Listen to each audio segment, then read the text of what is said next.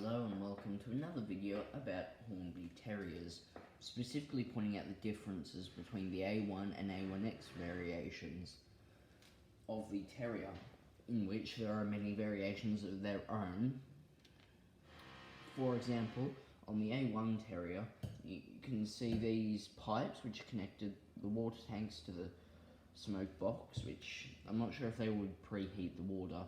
But I do know for one thing that if a terrier stopped or slowed down too quickly, water could slosh through those pipes, spraying people on the platform or standing near the train, as it would cause a massive hot, wet, sooty steam to come out the chimney.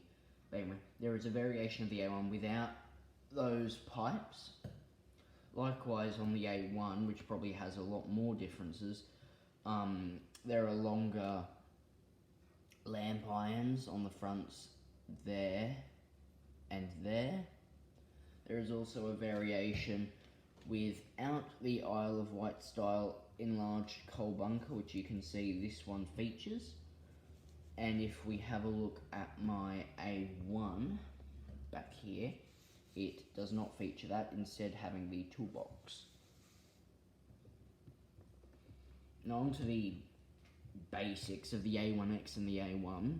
The A1X, as we can see, if I pick it up, has a lot more pipe work on the top there. You can see. Which means, because this is roughly the same tooling, that on the A1 Terrier, there are a bunch of holes in the cab of the Hornby Terrier, which isn't great. Really, it's quite bad. It detracts from the realism, but I mean, it's honestly so small that you don't ever realise it. That's one of the main differences. Another difference, which is really quite clear, is the smoke boxes of these two locomotives are different. You can see there's a bit of what would you call that, flashing? Don't know. But there's a bit more casing around there, the front's there and there, compared to the much cleaner, more modern look of the A1X Terrier, which is just a straight, standard, more conventional looking smoke box. Also, there are handrails there and there on either side of the tanks on the A1X. These are, as you can see, absent on the A1 model.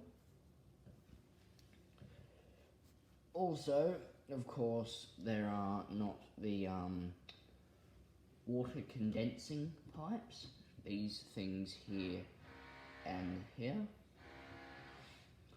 So there are quite a few differences on the front, mainly from the front. Also, I'm fairly sure there may be chimney variations, I'm not sure, but you can get ones with or without the copper top.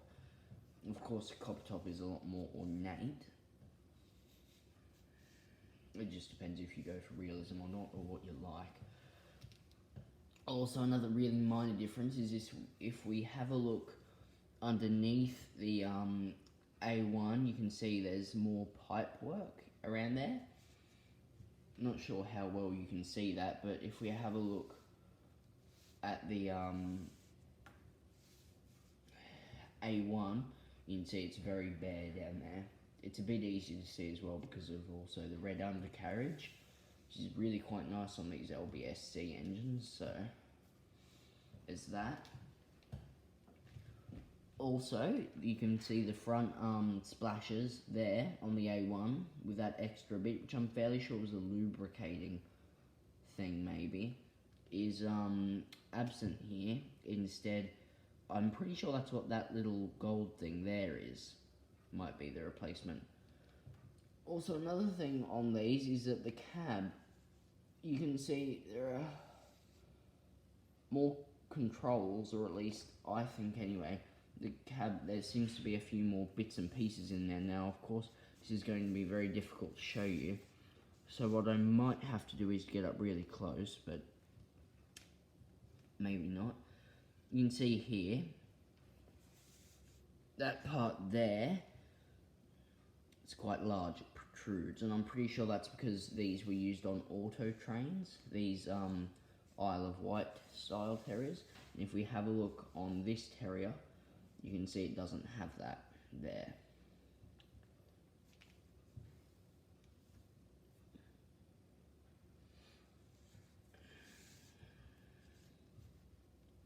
Now, I'm fairly sure that's all the differences, to my knowledge anyway, between the A1s and the A1Xs.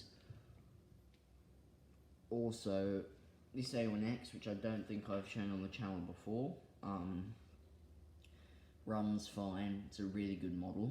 Also, it was a bargain price compared to current prices. As we know, you shouldn't have to pay, what, near $230 for an A1 Terrier. You shouldn't have to pay that. 200 is probably a bit much for Bryson, but anyway. Thanks for watching. Like and subscribe. See you in the next one.